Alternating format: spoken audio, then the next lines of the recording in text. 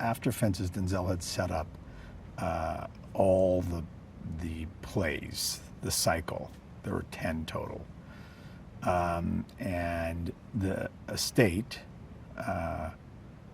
headed by August's wife, Constanza, came to Denzel and asked him to be the shepherd, if you will, of the other 9 plays and turning them into movies. And they were originally set up at HBO when I got involved. And HBO, unfortunately, didn't want to give us the right amount of money that we needed to make the movies. So we got it out of HBO.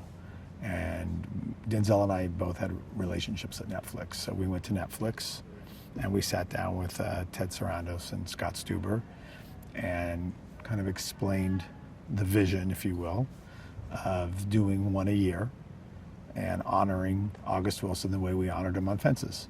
And Ma Rainey was the next logical one up for an audience. I think what we wanted to do is show kind of what were the most prominent plays up front, and Fences was, and then Ma Rainey.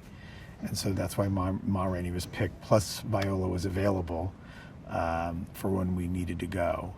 So there was really no one else to play Ma Rainey that was perfect in mine or Denzel's or George Wolf's mind. When we went to Viola, it was interesting because she's not naturally a singer. In fact, she's not a singer at all.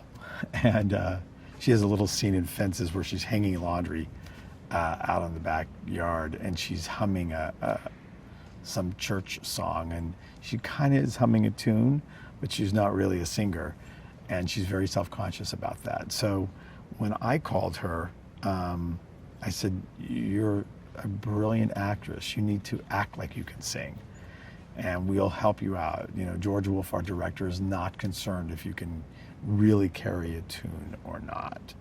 You know, we'll help you with somebody else that can, and you will lip sync, and it will work beautifully, and you're such a strong actress that you'll sell it." And I think that gave her immediate relief. The reason George Wolf is the director are twofold. A, George had always wanted to work on an August Wilson play, and he had written to August a number of times, and really was interested in going down that road. The second thing that happened was kismet, in that Denzel and George this last year did Iceman Cometh on stage with Michael Potts, funnily enough, who's also in Ma Rainey. And Denzel was so impressed and taken by George that he's like, he's the perfect person. George has a very musical ear. He's directed so many musicals. He knows the history of Ma Rainey and the history of this kind of music better probably than any director today. And it was a no-brainer ultimately. And George immediately said yes. And he fit into it like a hand into a glove. It was really just a natural, organic fit.